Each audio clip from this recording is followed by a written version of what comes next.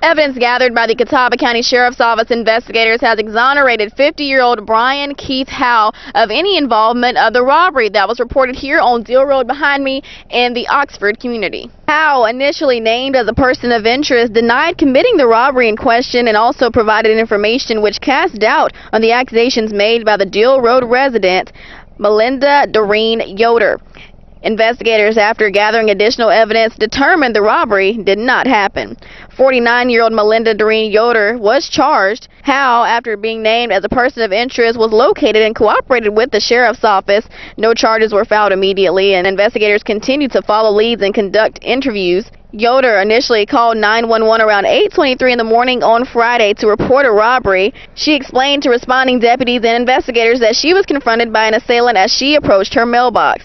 She also explained that the assailant demanded money before instructing her to re-enter her home. She stated that the assailant followed her inside of her home while continuing to demand money and ultimately left on foot after receiving a small amount of money. She described the robber as an African-American male who was wearing a green hooded sweatshirt. She further describes him as being over 6 feet tall and carrying a duffel-style bag. Later in the afternoon on Friday, sheriff's officers released these photos of the person of interest, Brian Howe. Within the first hour, the investigating deputies were informed that the person matching the description was seen at the Lake Lookout Market on Oxford School Road minutes after the incident on Deal Road. They captured these photos and released them. The person was identified as Brian Keith Howe.